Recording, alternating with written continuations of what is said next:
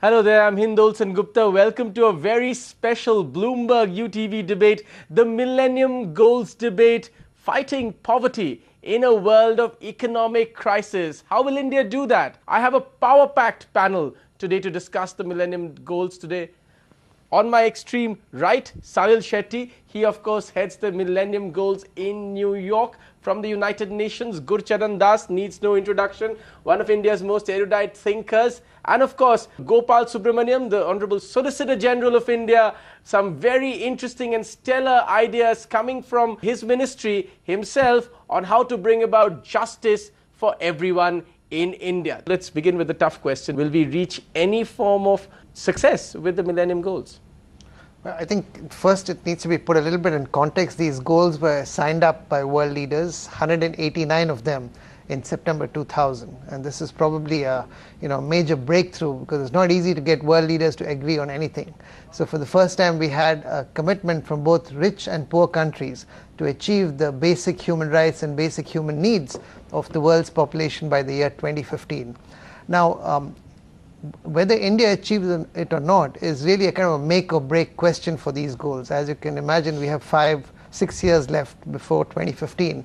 And India's make or break simply because of the numbers itself, because we have 1/4 of the world's population, 1/3 of the world's hungry citizens, 1/3 of the malnutritioned population in the world, and massive number of child deaths and maternal deaths. So, and if you look at what's happened in the first 9 years from 2000 to 2009, I think India's done quite well on addressing the poverty question.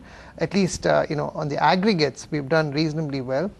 We've done fairly well in getting kids into school. I mean, there's lots of challenges on quality, but at least the kids are in school. That's 2 down, yeah. Yeah, and I think we've, on water, access to, basic water, I think we've done well.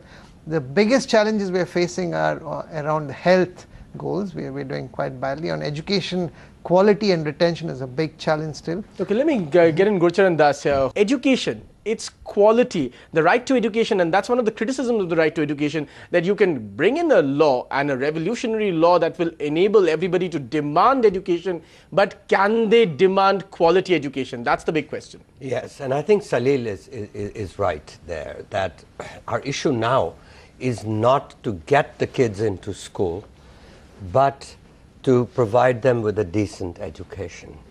And this really goes back to accountability. In fact, for health, for education, for many of these goals, our issue is the delivery of services. That's right. Accountability for those who deliver services.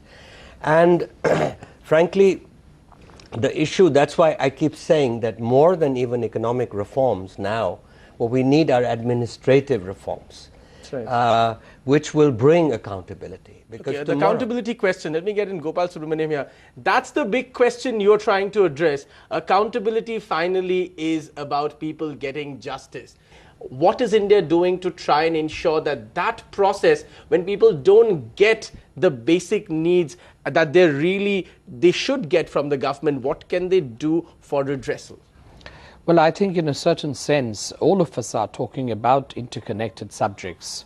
The issues relating to education, basic needs, nutrients, all this is a part of the fundamental requirements of children. And the Constitution has recognized the rights of children. The Constitution has recognized that you can have positive affirmative actions for children. So you have a constitution which is both negative and positive injunctions. So the first step is to recognize that all claims in terms of citizens' rights are founded and flowing out of the Constitution. The second is the state must know that in terms of its mandate, when it is democratically elected, it's got to meet those obligations. The third is the justice delivery system has to make this happen. The justice delivery system has to take cognizance of the right, and it has to ensure that the delivery takes place. So I think this is where that synergy has to come about. And as Gulcharan said, it is in the administrative reform, it is in the delivery system, whichever be the organ of the state, that it is going to be accountable. Right. Mr. Das, essentially, when you look at the delivery mechanism, that's your big argument, isn't it? That India's flaw lies in the delivery mechanism. Yeah, yeah. And actually, it's really quite bizarre that in India now, 57% of children in urban India are now in private schools. This has got to be some kind of a world record. And it's not a planned achievement, it's purely the failure of the state. And I keep saying that, you know, it's much better to recognize either we are able to take on the unions and the political system which has created this situation of powerlessness, or let's just say that today we are spending 8,000 rupees per child. That's right. Just give that money to the parents to spend on education in the form of scholarships. And the government should get out of the business of producing education. It will do our achievements as a society will be far greater. Right. And the wonderful thing about this right to education bill, right, an unintended consequence is right, that 1/4 of the children in private schools now are going to come through these scholarships. Okay, we're running out of time on the segment. The final word to Salil Shetty. Essentially, in a world emerging out of economic crisis, has the enthusiasm, has the move forward for achieving these goals dampened at all?